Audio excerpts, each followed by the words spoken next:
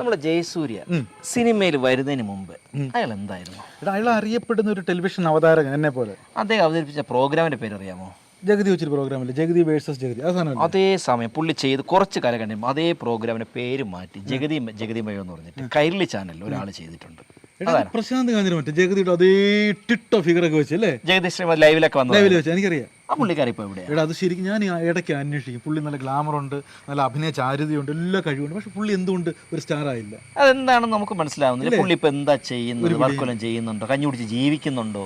നമുക്ക് അന്വേഷിക്കണ്ടേ, ചോദിക്കണ്ടേ, അറിയണം. എന്തായാലും നമ്മൾ ഈ ആഴ്ച വേട്ടയിടാൻ പോകുന്നത് പ്രശാന്ത് കാഞ്ഞിരമറ്റം.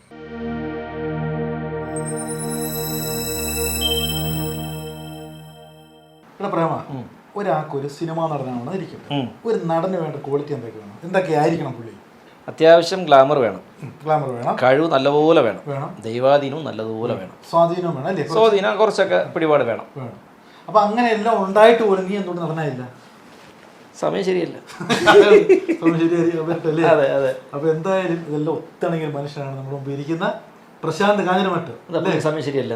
അതല്ല, എല്ലാം ഒത്തിരി നടനെ പറ്റി നമ്മൾ ഇദ്ദേഹത്തെ നമ്മൾ ഇറങ്ങുന്നതിനേക്കാളും പുള്ളി ഇറങ്ങിയപ്പോൾ ശ്രദ്ധിക്കില്ല. വർഷങ്ങളായിട്ട് മിനി സ്ക്രീനിൽ കിടന്ന് കളിക്കുന്ന ആളാണ് എന്ന് പറഞ്ഞാൽ നമ്മൾ ഒരു സമയത്ത് ടിവിയുടെ മുമ്പിൽ ഈ രൂപം കാണാൻ നമുക്ക് ഉറങ്ങാനൊക്കെ. അതെ, ജഗതിയൊക്കെ അരച്ച് കലക്കി കുടിച്ചൊരു വ്യക്തിത്വം പ്രശാന്ത് കാഞ്ഞിരമറ്റം. പക്ഷെ എന്റെ പരാതി എന്താണെന്ന് വെച്ചാൽ ഒരു ജയസൂര്യോ ഒരു കുഞ്ചാക്കോവനോ പുള്ളി ആയിട്ടില്ല. ജയസൂര്യ കണക്ട് ചെയ്യേണ്ട കാര്യം അല്ല, ഞാൻ അതല്ല, എന്തുകൊണ്ട് ജയസൂര്യ കുഞ്ചാക്കോവനോ പ്രശാന്ത് ആയില്ല? നീ ഉദ്ദേശം എന്താ ഞാൻ പറയട്ടെ. അന്ന് സൂര്യ ടിവിയിലെ ജയസൂര്യ ആയിരുന്നു ജഗതി വേഴ്സസ് ജഗതി എന്ന് പ്രോഗ്രാം ചെയ്യുന്നത്. തിരിച്ച് കൈരളി ചാനലിൽ ജഗതിമയം ചെയ്തു. അതിന് ഏറ്റവും കൂടുതൽ അപ്രീഷിയേഷൻ ജഗതി ചേട്ടൻ ഒരു എപ്പിസോഡ് ലൈവായിട്ട് വന്നു. അവിടെ തന്നെ തുടങ്ങി അല്ലേ? ശരിക്കും പറഞ്ഞാൽ അതൊരു കാലഘട്ടമായിരുന്നു. നിങ്ങളെ കാണാതെ ഒരു മനുഷ്യ ഉറങ്ങി കാണത്തില്ല ആ രാത്രികളിൽ അല്ലേ? ആ നിമിഷം ഓർക്കുന്നുണ്ടോ? ഉണ്ട്. പിന്നെ പുറത്തിറങ്ങാനൊക്കാത്ത അവസ്ഥ അല്ലേ? പിന്നെ അങ്ങനെയൊന്നുമില്ല. പുറത്തിറങ്ങാൻ പറ്റാത്ത അവസ്ഥയൊക്കെ എന്ന് പറഞ്ഞാൽ അങ്ങനെയൊന്നും ഉണ്ടാകരുതേ എന്നാണ്. പുറത്തിറങ്ങാൻ തോന്നുമായിരുന്നു എന്ന് വെച്ചാൽ നമ്മളെ ആളുകളിങ്ങനെ തിരിച്ചറിയുകയും അല്ലെങ്കിൽ അങ്ങനെ ഒരു പരിപാടി വന്നു നമുക്കൊരു ലൈം ലൈറ്റിലേക്ക് വരാനുള്ളൊരു വഴിയൊക്കെ ഉണ്ടാക്കി തന്നൊരു പരിപാടിയാണ്. എന്നുവെച്ചാൽ അത്രയും നല്ല സൂപ്പർ ഹിറ്റായൊരു പരിപാടി അവതരിപ്പിക്കാൻ കഴിഞ്ഞതിൻ്റെ ഒരു ചാരിതാർത്ഥ്യം. കാരണം ആ ഒരു സമയത്ത് ചാനലുകൾ അധികം ഇല്ല. ആകെ 3 ചാനൽ, ഏഷ്യാനെറ്റ്, സൂര്യ, കൈരളി, ഈ 3 ചാനലേ ഉള്ളൂ. അപ്പോൾ എല്ലാവരും ആരുടെയും കയ്യിൽ സ്മാർട്ട് ഫോണൊന്നും ഇല്ലാത്ത കാലം. അപ്പോൾ എല്ലാവരും ഈ ടി വിയെ മാത്രം ഡിപ്പെൻഡ് ചെയ്തിരുന്നൊരു സമയത്ത് നമുക്കതിനകത്ത് വരാനും അങ്ങനെ എല്ലാവർക്കും ഇഷ്ടപ്പെടുന്ന ഒരു പരിപാടി ചെയ്യാനും ഒക്കെ സാധിച്ചു എന്ന് പറയുന്നതല്ലേ വലിയൊരു കാര്യം. പക്ഷെ അവിടെ നിന്ന് ഒരു വിപ്ലവം ഉണ്ടാവും നമ്മളെല്ലാം പ്രതീക്ഷിച്ചു. പക്ഷെ എങ്കിലും അത്ര വിപ്ലവം ഉണ്ടായില്ല അല്ലേ? തൊട്ട് മുമ്പ് ജയസൂര്യ ഒപ്പിട്ടതിനെ വിനയൻ സാർ കണ്ടുപിടുത്തി ഊമക്കുയിൽ കൊണ്ടങ്ങ് പോയി. അല്ല, അത് ആ പ്രോഗ്രാമിലൂടെ അല്ല ശരിക്കും വിനയൻ സാർ കാണുന്നത്. അത് ഈ ഏഷ്യാനെറ്റ് കേബിൾ വിഷൻ എറണാകുളത്തെ TV അദ്ദേഹം ഫൺ ഡേ ജോക്ക് പോട്ട് എന്ന് പറഞ്ഞ പ്രോഗ്രാം ചെയ്യുമായിരുന്നു സൺഡേസിൽ. അതൊരു ലൈവ് പ്രോഗ്രാം ആയിരുന്നു. അതിൽ ഭയങ്കര സ്പോണ്ടേനിയസ് ആയിട്ട് ജയൻ എല്ലാവരെയും കയ്യിലെടുത്ത് ഭയങ്കരമായിട്ട് അതിന് ഭയങ്കര വ്യൂവർഷിപ്പ് ഉണ്ടായിരുന്നു. ഒരു സാറ്റലൈറ്റ് ചാനലിനേക്കാൾ കൂടുതൽ വ്യൂവർഷിപ്പ് ആ പ്രോഗ്രാമിനുണ്ടായിരുന്നു. അത് ജയസൂര്യയുടെ ഒരു ടാലൻ്റാണ്. അപ്പോൾ അദ്ദേഹത്തിൻ്റെ ആ പരിപാടിയുടെ പെർഫോമൻസ് കണ്ടിട്ടാണ് വിനയൻ സാറിൻ്റെ മകൻ വിഷ്ണുവാണ് ജയസൂര്യയെ സജസ്റ്റ് ചെയ്യുന്നത്. അന്ന് ജയസൂര്യ അല്ല, ജയനെ സജസ്റ്റ് ചെയ്യുന്നതും സിനിമയിലേക്ക് വരുന്നതും. പക്ഷെ ജഗതി വേഴ്സസ് ജഗതി ആ ഒരു സമയത്തും ജയസൂര്യ അവതരിപ്പിക്കുന്നുണ്ട്. എനിക്കറിയാം, ഞങ്ങൾ ഒരുമിച്ച് പ്രോഗ്രാമിനൊക്കെ പോകുന്ന കാലഘട്ടത്തിൽ എൻ്റെ അടുത്ത് പറയും നാളെ സൂര്യ ടിവിയുടെ ഷൂട്ടിങ്ങിന് ട്രിവാൻഡ്രം പോകണം. അന്ന് ശാസ്തമംഗലത്തോടെയാണ്. അപ്പോൾ അവിടെ എന്തൊരു ഓമനക്കുട്ട സാറും ആരോ ആണ് അതിൻ്റെ ഹെഡ്. അപ്പോൾ ഇങ്ങനെ സാറിൻ്റെ അടുത്ത് പോകണം, ഇങ്ങനെ എനിക്ക് ജഗതി വേഴ്സസ് ജഗതി എന്ന് പറഞ്ഞ പ്രോഗ്രാമിൻ്റെ ഷൂട്ടിംഗ് ഉണ്ട് എന്നൊക്കെ പറയും. അപ്പോൾ ഞാൻ വിചാരിക്കും ദൈവമേ, സൂര്യ ടി വി പോലത്തെ ഒരു മാധ്യമത്തിൽ ജഗതി വേഴ്സസ് ജഗതി പോലത്തെ ഒരു പ്രോഗ്രാമൊക്കെ ചെയ്യാമെന്ന് പറഞ്ഞാൽ എന്നൊക്കെ ഞാൻ ചിന്തിച്ചിട്ടുണ്ട്. നമുക്കൊന്നും അതങ്ങനെ കിട്ടുമെന്ന് പോലും ഞാൻ വിചാരിച്ചിരുന്നതല്ല. അപ്പോൾ അത്രയൊക്കെ നമ്മൾ എന്താ പറയുക, നമ്മളിങ്ങനെ ആഗ്രഹിക്കുക എന്ന് പറയുന്നത് എന്താ പറയുക, എൻ്റെയൊക്കെ ഒരു ചെറുപ്പ സമയത്ത് ഈ അർഹിക്കാത്തത് ആഗ്രഹിക്കരുത്, അത്രയൊന്നും നീ ആന വാവളിക്കുന്ന പോലെ അണ്ണാൻ വാവളിക്കരുത് എന്നൊക്കെ പറഞ്ഞ് കേട്ടിട്ട് നമ്മൾ വളരുന്നത്. അപ്പോൾ അതുകൊണ്ട് നമുക്ക് സിനിമയെക്കുറിച്ചൊന്നും ഞാൻ സ്വപ്നം പോലും കണ്ടിട്ടില്ല. നമ്മുടെ മാക്സിമം ഉള്ളൊരു ലക്ഷ്യവും ഒരു ഇതെന്നൊക്കെ പറഞ്ഞാൽ ഒരു മിമിക്രിക്കാരൻ, അറിയപ്പെടുന്ന മിമിക്രിക്കാരനാകുക, സാജൻ പള്ളുരുത്തിയെ പോലെ അല്ലെങ്കിൽ അബീക്കയെ പോലെ ഒരു ബോർഡ് കെട്ടിയ ട്രൂപ്പിൻ്റെ വണ്ടിയിൽ പോവുക, പോസ്റ്ററിൽ പടം വരിക, അല്ലെങ്കിൽ ഓഡിയോ കാസറ്റിൽ വർക്ക് ചെയ്യുക, ഇതൊക്കെ തന്നെ. പിന്നീട് TV വന്നതുപോലും നമ്മുടെ ആഗ്രഹങ്ങൾക്കും അപ്പുറത്തായിരുന്നു. പിന്നെ അതുവഴി സിനിമയിൽ വന്നില്ല എന്ന് പറയാൻ പറ്റില്ല. 10-30 സിനിമകളൊക്കെ അഭിനയിച്ചിട്ടുണ്ട്. ഇദ്ദേഹത്തിന്റെ മമ്മി സെഞ്ചുറി ഡയറക്ട് ചെയ്ത് ആദ്യം പ്രൊഡ്യൂസ് ചെയ്തൊരു പടമുണ്ട്, സമയമാണ് സ്ക്രീൻ പടം. ആ ഒറ്റ പടം കണ്ടാൽ മതി പ്രശാന്ത് കാഞ്ഞിരമറ്റത്തിന്റെ അഭിനയ മുഹൂർത്തങ്ങൾ മാറി വിതറിയേക്കുക. ശരിക്കും പറഞ്ഞാൽ അതൊക്കെ അങ്ങനെയുള്ള സാധനങ്ങൾ ഇതൊക്കെ നാട്ടുകാർ പറയും ഇവൻ കാശ് കൊടുത്ത് പറയിപ്പിക്കുന്നതാണ്. അല്ല, ശരിക്കും പറഞ്ഞാലേ അത് കാണത്തോട് കാണട്ടെ, അത്രയും അഭിനയ മുഹൂർത്തം കയ്യിലുള്ള ആളാണ് ഈ പ്രശാന്ത് കാഞ്ഞിരമറ്റം. ആണല്ലേ? അല്ലേ? ആണല്ലേ? അല്ല, ആണെന്ന് ഞാനൊരു വലിയ സംഭവമല്ലേ. അതിനപ്പുറം വലിയൊരു കലാകാരൻ കൂടിയാണ്. പക്ഷെ യഥാർത്ഥത്തിൽ നല്ലൊരു അത്തരത്തിലുള്ള വേഷങ്ങൾ തേടി വന്നിട്ടില്ല. ഇല്ല, അതൊരു വലിയ പരിഭവം മനസ്സിലുണ്ട്. അത് എൻ്റെയും കുഴപ്പമുണ്ടെന്നേ. നമ്മളിത് തേടി നടന്നിട്ടില്ല. ഒരുപാട് ചാൻസ് ചോദിക്കുകയോ അല്ലെങ്കിൽ ഒരുപാട് സംവിധായകരെ പോയി കാണുകയോ. ഞാനെപ്പോഴും ആലോചിക്കാറുണ്ട്, ഒരു 100 കണക്കിന് സംവിധായകരെ ഞാൻ TV ചാനലിന് വേണ്ടി ഇൻ്റർവ്യൂ നടത്തിയിട്ടുണ്ട്. അവരോടൊക്കെ ആ ഇൻ്റർവ്യൂ കഴിഞ്ഞിട്ട് സൗഹൃദ സംഭാഷണത്തിൽ ഏർപ്പെടുമ്പോൾ പോലും ഒരു ചോദ്യം ഇതുമായി ബന്ധപ്പെട്ട് ഒരു ചാൻസ് തരുമോ എന്ന് പോലും ഞാൻ ചോദിച്ചിട്ടില്ല. കാരണം എനിക്ക് അതെങ്ങനെ ചോദിക്കണം എന്നറിയില്ല. ഇതെങ്ങനെ പോയിട്ട് ഒരാളുടെ അടുത്ത് ഏത് ടോണിൽ ചോദിച്ചാൽ കിട്ടുമെന്നോ അല്ലെങ്കിൽ അവരെന്ത് കരുതും, ഇങ്ങനെയുള്ള ഒരുപാട് പ്രശ്നങ്ങൾ എനിക്കുണ്ടായിരുന്നു. പക്ഷെ അങ്ങനെയൊന്നും പാടില്ല എന്നുള്ളതാണ് നമ്മൾ പിന്നീട് മനസ്സിലാക്കിയത്. അങ്ങനെ ചോദിക്കുന്നവനെ ഇന്ന് ചോറുള്ളൂ, കരയുന്ന കുഞ്ഞിനെ പാലുള്ളൂ എന്ന് പറഞ്ഞ പോലെ. അപ്പോൾ നമ്മളത് ചെയ്യണം. അത് എൻ്റെ അങ്ങനെയുള്ള ഒരുപാട് പ്രശ്നങ്ങൾ എൻ്റെ ഭാഗത്തും ഉണ്ട്. സീരിയസ് ആയി പോകുന്നതിന് മുമ്പേ അദ്ദേഹത്തിന് ഉപയോഗപ്പെടുത്തണ്ടേ? പ്രശാന്ത് എന്ന് പറയുന്ന കലാകാരൻ എന്താണ് ചെയ്യാൻ പോകുന്നത്? ജഗതിയുടെ ഒക്കെ വ്യാപാരിയാണ്. ഒരു കാര്യം, ഒരു ഐറ്റം പ്രേക്ഷകരുടെ ആകാംക്ഷ കാത്തിരിക്കുക. ഇതിൽ ഏത് ഇന്റർവ്യൂ വന്നാലും ഇതുപോലെ ചെയ്ത് ഇനി ആൾക്കാരെ സീരിയസ് ആയിട്ട് ചെയ്യാം. പുള്ളി ഇന്റർവ്യൂലൊക്കെ സംസാരിക്കുന്ന പോലെ അനിയ എന്ന് വിളിച്ചിട്ട് സംസാരിക്കുന്ന സാധനം ഉണ്ടല്ലോ, അങ്ങനെ പറയുന്നത്.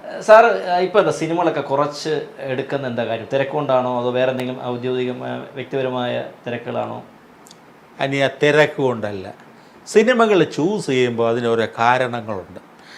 ഞാൻ ഈ വാടക സൈക്കിൾ പോലെ ഏതെങ്കിലും വാടകയുടെ വാതുക്കെ ചാരി വെച്ചിരിക്കുന്ന വാടക സൈക്കിൾ അതറിയാവുന്നവനെടുത്ത് നന്നായിട്ട് ചവിട്ടും, അറിയാൻ മേലാത്തവൻ ചെയ്യും തെറ്റിക്കും. എപ്പോൾ നോക്കിയാൽ കാവ്യ മുണ്ട് കൊടുത്ത് നടക്കുന്ന കാര്യം എന്താ? കാക്ഷായ സന്യാസിയാണോ ഉള്ളിൽ സന്യാസിയല്ല, അതുകൊണ്ട് പുറത്തെങ്കിലും ഇരിക്കട്ടെ എന്ന് വിചാരിച്ച്.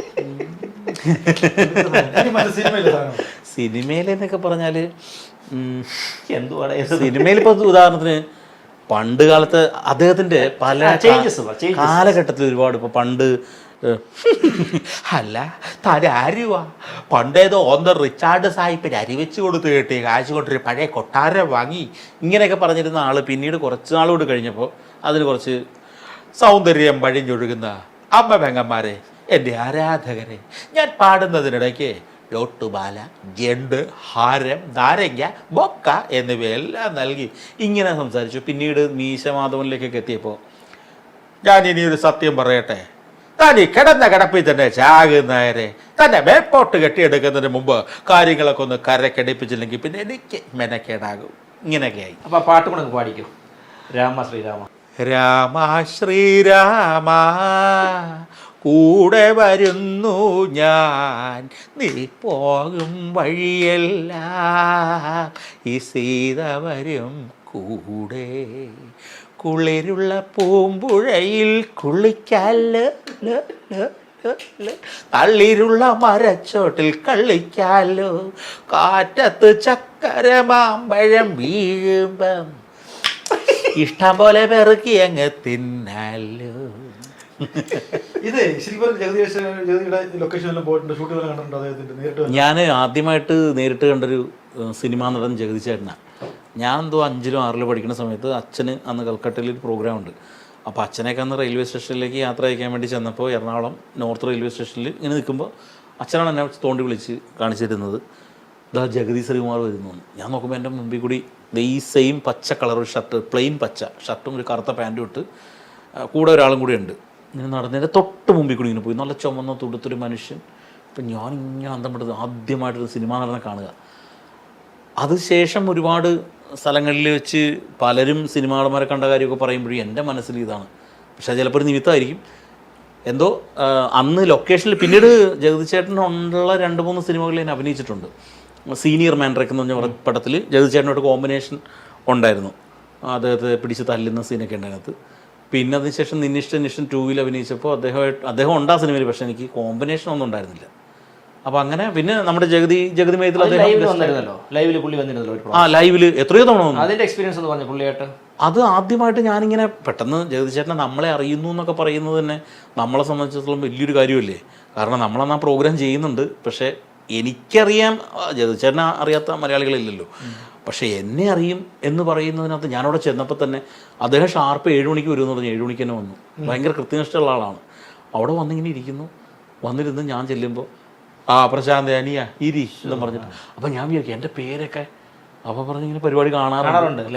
എല്ലാ എപ്പിസോഡൊന്നും കാണാറില്ല എങ്കിൽ പോലും പല ഭാഗങ്ങളും ഞാൻ ശ്രദ്ധിക്കാറുണ്ട് എന്നൊക്കെ പറയും. അപ്പോൾ എൻ്റെ അടുത്ത് നന്നായിട്ടുണ്ട് അനിയ, വക്രിച്ചൊന്നും നീ ചെയ്തിട്ടില്ല, അതാണ് എനിക്ക് നിന്നോടുള്ള ഇഷ്ടം എന്നൊക്കെ പറയും. അപ്പോൾ അത്രയും ഞങ്ങൾ ഒരുമിച്ച് നിന്ന് ലൈവായിട്ട് പ്രോഗ്രാം ചെയ്തു. പിന്നീട് പല സമയത്തും അദ്ദേഹത്തെ ഇൻ്റർവ്യൂ ചെയ്തു. ജഗതിമയത്തിൽ ഗസ്റ്റായിട്ട് പലതവണ വന്നു.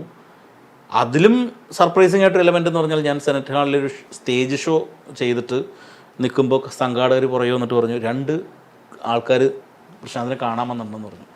ഞാൻ പുറകെ ചെന്നപ്പോൾ ഒരു സ്ത്രീയും പുരുഷനും, വലിയ പ്രായമൊന്നുമില്ല. അപ്പോൾ ഞാൻ അവിടെ ചെന്നെങ്കിൽ പറഞ്ഞു, അയ്യോ നമസ്കാരം, ഞങ്ങളിങ്ങനെ ജഗതിമയം കാണാറുണ്ട്, ഭയങ്കര ഇഷ്ടമാണ്, ചേട്ടൻ്റെ പെർഫോമൻസൊക്കെ നന്നായിട്ടുണ്ട്, മിക്കവാറും എപ്പിസോഡുകൾ മുടങ്ങാതെ തന്നെ വെക്കും എന്നൊക്കെ പറഞ്ഞു. പിന്നെ പപ്പായ്ക്കൊക്കെ ഇഷ്ടമാണെന്നൊക്കെ പറഞ്ഞ് ഈ പിള്ളേരങ്ങ് പോയിട്ട് ഇല്ല പെങ്കൊച്ച് തിരിച്ചു വന്നിട്ട് പറഞ്ഞു, അതെ പറയാൻ വിട്ടുപോയി, ഞങ്ങൾ ജഗതിച്ചേട്ടൻ്റെ മക്കളെ കേട്ടോ. അപ്പോഴാണ് എനിക്ക് മനസ്സിലായത്. അപ്പോൾ പാർവതിയും രാജ്കുമാറും കൂടിയാണ് വന്നത്. അപ്പോൾ ഞാൻ കുറേ നേരം ഇങ്ങനെ അന്തം വിട്ട് നിന്ന്. അത് കഴിഞ്ഞ് പല ലൊക്കേഷനിൽ വെച്ചും ഇദ്ദേഹം എന്നെ കാണുമ്പോഴും ഒക്കെ പറഞ്ഞു. പിന്നെ ഒരിക്കൽ ഞാൻ എൻ്റെ ട്രൂപ്പിൻ്റെ ഇൻറ്റിമേഷൻ അത് എല്ലാവർക്കും അയക്കാറുണ്ട്, എല്ലാ വർഷവും അയക്കുമെന്ന് വെച്ചിട്ടുണ്ടെങ്കിൽ അന്നത്തെ ചീഫ് മിനിസ്റ്റർ ആരാണോ അവർക്ക് അയക്കും, സാംസ്കാരിക വകുപ്പ് മന്ത്രിക്ക് അയക്കും. ഇപ്പോൾ ഗണേഷ് കുമാർ അദ്ദേഹമൊക്കെ കലാകാരനും കൂടി ആയതുകൊണ്ട് അദ്ദേഹത്തിന് അയക്കും. ഇവർക്കൊക്കെ കിട്ടാൻ എളുപ്പമുണ്ടല്ലോ, നമുക്ക് അഡ്രസ്സൊന്നും വേണ്ടല്ലോ. KB ഗണേഷ് കുമാർ, നിയമസഭ, തിരുവനന്തപുരം, ടക്ക് കിട്ടും. അല്ലെങ്കിൽ ചീഫ് മിനിസ്റ്റർ ആരാണോ പേര് വെച്ചാൽ മതി. അപ്പോൾ അങ്ങനെ ആ കൂട്ടത്തിൽ ഞാൻ മമ്മൂക്കയ്ക്കും ലാലേട്ടനും ജയസൂര്യയ്ക്കും അങ്ങനെ അറിയാവുന്ന അല്ലെങ്കിൽ നമുക്കിഷ്ടമുള്ള ആൾക്കാർക്കൊക്കെ ഇത് പോസ്റ്റലായിട്ട് അങ്ങ് പോസ്റ്റ് ചെയ്യും. എൻ്റെ ട്രൂപ്പിൻ്റെ ഷോക്കാർഡോ ഇൻറ്റിമേഷനോ എന്തെങ്കിലും അതിൽ ജഗതിച്ചേട്ടനും ഒക്കെ അയച്ചു, ഇന്നസെൻ്റ് ഏട്ടനും ഒക്കെ ഒരുപാട് സിനിമാക്കാർക്ക് അയച്ചു. അതിലാകെ എന്നെ വിളിച്ചത് ജഗതിച്ചേട്ടനാണ്. എനിക്ക് ഭയങ്കര അത്ഭുതമായി പോയി. കാരണം ഇദ്ദേഹം ഒരു മാസം അമേരിക്കൻ ട്രിപ്പ് പോയിട്ട് കന്നാസും കടലാസും എന്ന് പറഞ്ഞ പരിപാടിയായിട്ട് അമേരിക്കയിൽ പോയിരിക്കുക. തിരിച്ച് വീട്ടിൽ വന്നപ്പോൾ ഒരു ലോഡ് ലെറ്റർ വന്ന് കിടക്കുന്നു ഇദ്ദേഹത്തിന്. അപ്പോൾ ആ കൂട്ടത്തിൽ എൻ്റെയും കണ്ടു. ഒരു രാത്രി 11 മണിക്ക് ഞാൻ നോക്കുമ്പോൾ എൻ്റെ കയ്യിൽ ജഗതിച്ചേട്ടൻ്റെ വീട്ടിലെ ഫോൺ നമ്പർ ഉണ്ടായിരുന്നു. ഇദ്ദേഹത്തിന് മൊബൈലില്ലല്ലോ, മലയാള സിനിമയിൽ മൊബൈൽ ഉപയോഗിക്കാത്തൊരു നടനായിരുന്നു ജഗതിച്ചേട്ടൻ. അപ്പോൾ ഇദ്ദേഹത്തിൻ്റെ വീട്ടിലെ ഫോൺ നമ്പർ എൻ്റെ ഉണ്ട്. അപ്പോൾ ഒരു ദിവസം ഞാൻ നോക്കുമ്പോൾ ഒരു 11 മണി സമയത്ത് മൊബൈലിൽ ജഗതി ശ്രീകുമാർ എന്ന് പറഞ്ഞ് തെളിഞ്ഞു വരുന്നു. ഞാനിങ്ങനെ കുറേ നേരം അന്തം വിട്ട് നിന്ന് എടുത്തു. അപ്പോൾ പറഞ്ഞു, അനിയ ഞാൻ ജഗതി ശ്രീകുമാറാണ്. ഞാൻ പറഞ്ഞ എന്താ വിളിച്ചേട്ടാ? അപ്പോൾ പറഞ്ഞു, അനിയൻ്റെ ഒരു കത്ത് ഇവിടെ കിട്ടി, അനിയൻ്റെ ഒരു പുതിയ സംരംഭം തുടങ്ങി, അല്ലെ എൻ്റെ ഇൻറ്റിമേഷനും കാര്യങ്ങളൊക്കെ കിട്ടി, സന്തോഷം. എന്നാ ഇത് ആരംഭിക്കുന്നത്? ഞാൻ പറഞ്ഞു, ഇത് ഏകദേശം ഞാനൊരു ജൂൺ ജൂലൈ മാസത്തോടു കൂടിയാണ്, കാരണം എല്ലാ തവണ ട്രൂപ്പുകൾ തുടങ്ങുന്ന ആ ഒരു സമയത്താണ്. അപ്പോൾ എങ്ങനെയാണ്?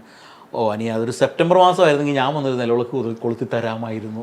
ഞാൻ ആ സമയത്ത് എറണാകുളത്ത് ഷൂട്ടിങ്ങുമായിട്ട് ബന്ധപ്പെട്ട് സെപ്റ്റംബറിൽ ഇവിടെ ഉണ്ടെന്ന് പറഞ്ഞു. എനിക്കത് വലിയൊരു അവാർഡായിപ്പോയി.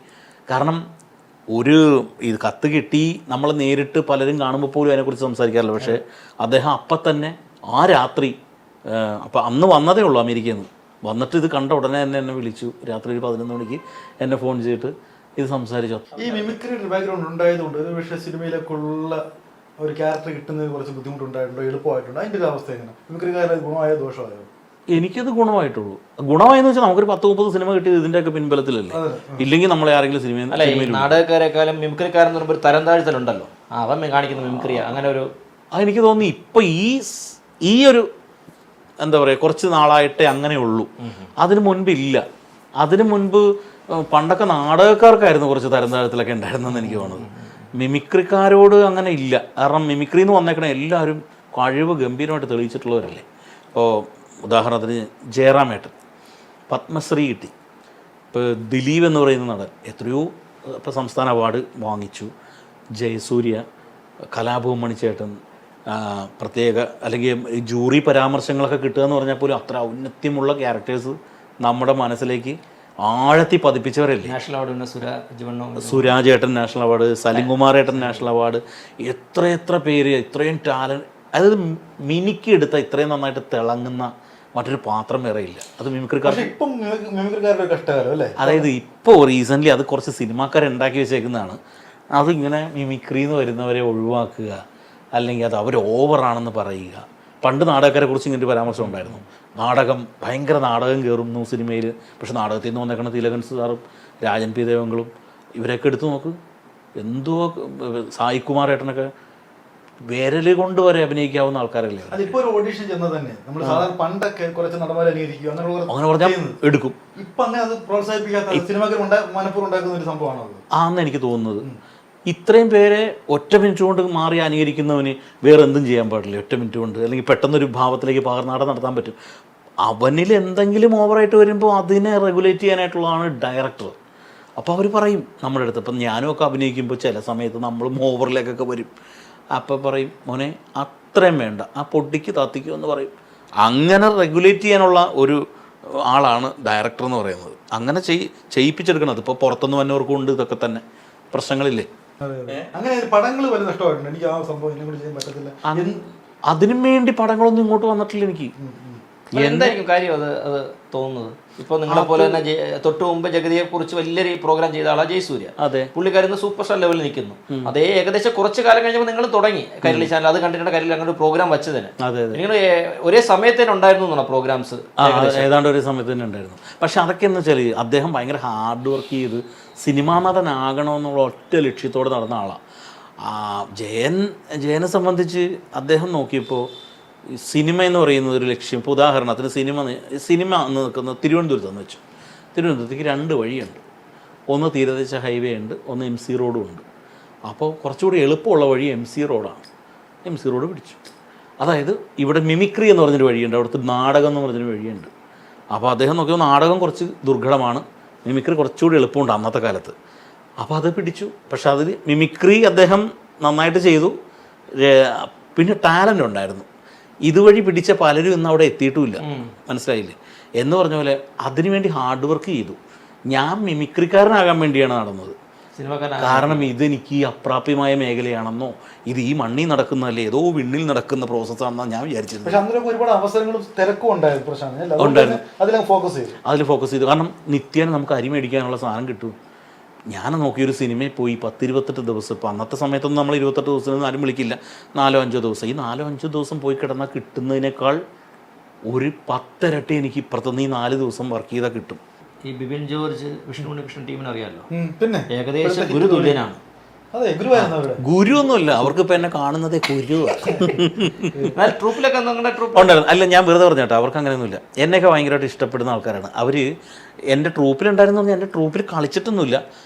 എൻ്റെ ട്രൂപ്പിന് വേണ്ടി ഒരുപാട് സ്ക്രിപ്റ്റ് ചെയ്തിട്ടുണ്ട് ബിബിനും വിഷ്ണു. അവർ ചെയ്ത സ്ക്രിപ്റ്റുകളൊക്കെ അതിഗംഭീരമായിരുന്നു. ഞാൻ ഏകദേശം എനിക്ക് തോന്നുന്നു അമരം എന്ന് പറയുന്നൊരു സ്കിറ്റ് എഴുതിയിരുന്നു. റെക്കോർഡിങ് സ്കിറ്റായിരുന്നു. പക്ഷെ ആ സ്കിറ്റ് തന്നെ ഏകദേശം ഒരു 10 വർഷത്തോളം നമ്മൾ പെർഫോം ചെയ്തിട്ടുണ്ട്. അത്രയും ഉണ്ടായിരുന്നു. അതിന് കളിക്കാത്തത് എനിക്ക് തോന്നുന്നത് ഇനി സ്വർഗത്തിലും നരകത്തിലും ഒഴിച്ച് ബാക്കി എല്ലായിടത്തും കളിച്ചിട്ടുണ്ട്. അത്രയും നമുക്ക് വേദികൾ കിട്ടിയ ഒരു നല്ല സ്കിറ്റായിരുന്നു. നല്ല അവർ എഴുതുന്ന സ്ക്രിപ്റ്റൊക്കെ ഒരു സൂപ്പർവിഷൻ വിളിക്കാറുണ്ട് എന്ന് വായിച്ചുണ്ട്. എന്നെ എന്തോ എന്നാ ദസ്തേവ്സ്കി എന്ന് എന്തൊക്കെയാണ് വിളിക്കണത് ഇവർ. കാരണം എനിക്ക് എന്ത് വായിച്ചാലും ഇഷ്ടപ്പെടില്ല. ഇവർക്ക് 2-3 ദിവസം ഞാൻ റൂം എടുത്ത് കൊടുത്തിട്ട് ഞാൻ വേറെ പരിപാടിക്കൊക്കെ പോയി കറങ്ങി തിരിഞ്ഞ് വരും. എന്നിട്ട് ഇവർ എഴുതി വെച്ചേക്കണം വായിച്ച് നോക്കിയിട്ട് ഞാൻ ഇതെന്താന്നൊക്കെ ചോദിച്ചിട്ട് കീറി മൂത്തൊക്കെ അത്രയൊന്നും ചെയ്തില്ലെങ്കിൽ പോലും ചിലപ്പോൾ ഇതെന്തെന്നൊക്കെയാണ് എഴുതി വെച്ചേക്കുന്നതൊക്കെ ചോദിക്കും. അങ്ങനെയൊക്കെ ചോദിച്ചതിൻ്റെ പേരിലൊക്കെ എന്നെ ദസ്തേവ്സ്കി, ചാൻസലർസ്കി എന്തൊക്കെ പേരൊക്കെ ഒരു വിളിക്കുമായിരുന്നു. അങ്ങനെയൊക്കെ ഇവരെന്നിട്ട് ഒരു ദിവസം എൻ്റെ അടുത്ത് പറഞ്ഞു, ചേട്ടൻ ഒരു കാര്യം ചെയ്യും, ഞങ്ങൾ എഴുതണം ഒന്നും ഇഷ്ടപ്പെടുന്നില്ല, ഞങ്ങൾ വീട്ടിലിരുന്ന് എഴുതിയൊരു സാധനമുണ്ട്, അത് ചേട്ടനെ ഞങ്ങൾ വായിച്ച് കേൾപ്പിക്കാം. ചേട്ടന് ഇഷ്ടപ്പെടുവാണെങ്കിൽ ഞങ്ങൾക്കൊരു ഓഫർ തന്നെ. എറണാകുളത്ത് റിയാൻ ഹോട്ടലുണ്ട്, റിയാൻ അറിയാമല്ലോ. അപ്പോൾ റിയാനിലൊരു ദിവസം റൂം എടുക്കണം, ഞങ്ങൾക്കൊരു ചിലവ് ചെയ്യണം. ചിലവ് ചെയ്യാന്ന് വെച്ചിട്ടുണ്ടെങ്കിൽ ഇവർ ഉദ്ദേശിച്ചത് ഫുഡ്, ബിരിയാണി, അങ്ങനെയൊക്കെ. അവർ അങ്ങനെ മദ്യപാനമൊന്നും ഇല്ലാത്ത നല്ല കുട്ടികളാണ്. അപ്പം അന്ന് ഇവർ അത്രയും പോപ്പുലറൊന്നും അല്ല, ഒട്ടും പോപ്പുലറേ അല്ല. അപ്പം ഞാൻ ഇവിടുന്ന് ചെല്ലുന്നു, ഈ സ്കിറ്റ് വായിക്കുന്നു, അമരം വായിച്ച് ഞാൻ ഞെട്ടി. ഞാൻ പറഞ്ഞു, ചേട്ടാ ഇതാണ് സ്കിറ്റ്, എനിക്ക് ഭയങ്കര ഇഷ്ടപ്പെട്ടു. ഓരോ ഡയലോഗിലും കോമഡിയാണ്. ഞാൻ പറഞ്ഞു ഇത് വർക്കൗട്ടാവും, ഇത് ഗംഭീര, ഇത് റെക്കോർഡ് ചെയ്ത് RR ചെയ്ത് വരുമ്പോൾ ഇതിനകത്ത് റൂട്ട് മാറി, മക്കളെ അടിപൊളി. അപ്പോൾ ചേട്ടൻ ചിലവ് ചെയ്യാൻ റെഡിയാണോ? ഞാൻ ചിലവ് ചെയ്യാം എന്ന് പറഞ്ഞ് ഞാൻ ഫുഡൊക്കെ ഓർഡർ ചെയ്ത് കഴിഞ്ഞപ്പോൾ ഇവരോട് ഞാൻ ചോദിച്ചോടാ മദ്യപിക്കൂ? ഇല്ല. ഞാൻ പറഞ്ഞു എനിക്ക് 2 കഴിച്ചാൽ കൊള്ളാമെന്നുണ്ട്. അപ്പോൾ ഇവൻ വിഷ്ണു ചാടി എഴുന്നേറ്റിട്ട് പറഞ്ഞു, ചേട്ടാ ആര് പോയി മേടിക്കും, വല്ല ബാറിലൊക്കെ പോയി മേടിക്കാമെന്ന് വെച്ചാൽ ചേട്ടനൊക്കെ ആൾക്കാർ തിരിച്ചറിയുന്നതല്ലേ. ഞാനൊരു കാര്യം ചെയ്യാം, ആ ബൈക്കുമായിട്ട് പോയിട്ട് ഞാൻ വാങ്ങിക്കാന്ന് പറഞ്ഞിട്ട് ഇവനാണ് ആ ബൈക്കിൽ പോയിട്ട് ഒരു പൈൻറ്റ് മേടിച്ചുകൊണ്ട് വന്നത്. വിഷ്ണു ഉണ്ണികൃഷ്ണൻ എനിക്ക് വേണ്ടി. അപ്പോൾ ഇതിൻ്റെ ടൈറ്റിൽ കൊടുക്കുമ്പോൾ എഴുതണം കേട്ടോ, പ്രശാന്തിന് വേണ്ടി വൈറ്റിലെ ബിവറേജ് ക്യൂ നിന്ന ആളാണ് വിഷ്ണു ഉണ്ണികൃഷ്ണൻ. എന്നാലേ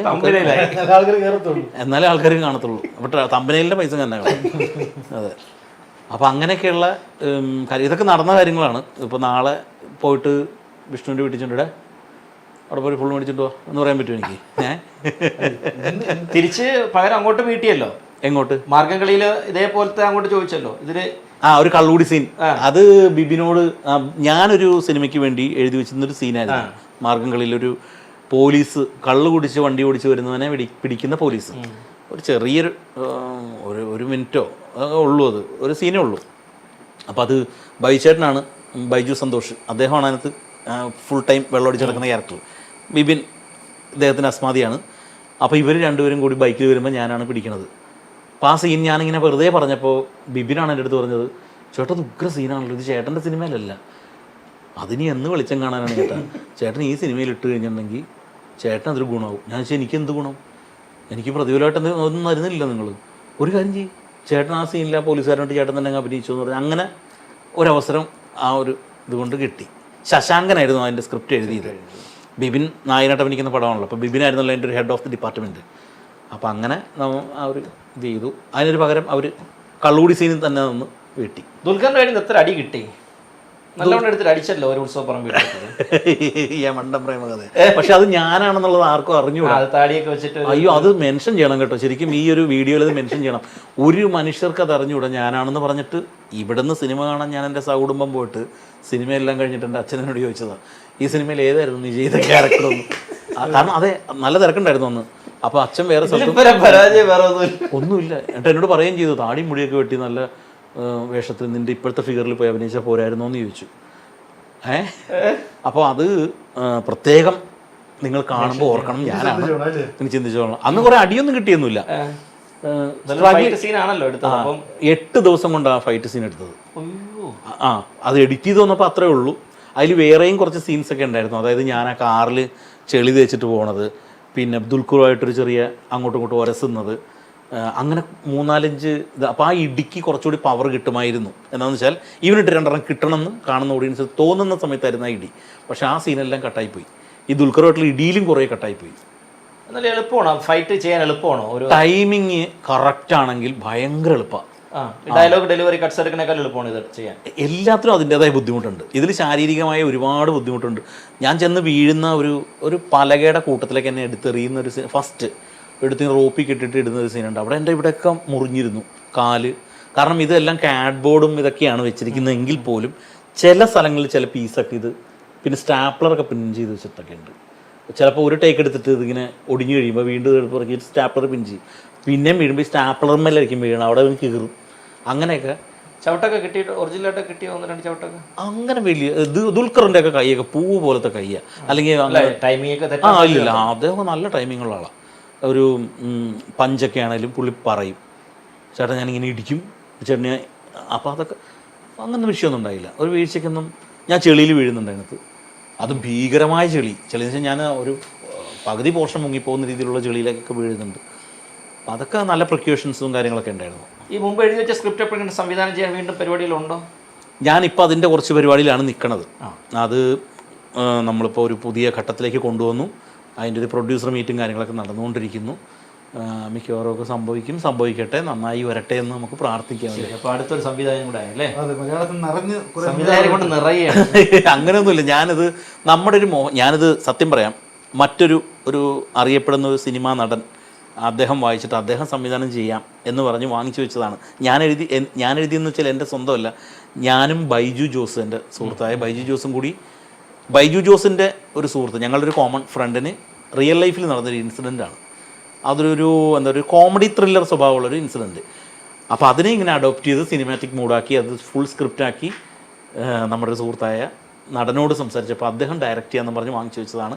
പിന്നീടാണ് ഞങ്ങളിലേക്ക്, കാരണം ഞങ്ങളുടെ മനസ്സിൽ കിടക്കുന്ന ഫ്രെയിംസ് വെച്ചിട്ട് കൺസീവ് ചെയ്യാമെന്ന് വിചാരിച്ച് നമ്മളത് നമ്മളിലേക്ക് അഡാപ്റ്റ് ചെയ്യുകയും പിന്നെ അത് ഒരു പ്രൊഡ്യൂസറിലേക്ക് എത്തിച്ചേരുകയൊക്കെ ചെയ്തു. അതിൻ്റെ ഒരു ചർച്ചയും കാര്യങ്ങളൊക്കെ നടന്നുകൊണ്ടിരിക്കണം, അത്രേ ഉള്ളൂ. അത് എല്ലാം നല്ല രീതിയിലാവട്ടെ അല്ലേ? എല്ലാ ആശംസകളും നേടി ചേട്ടാ. Okay, thank you so much.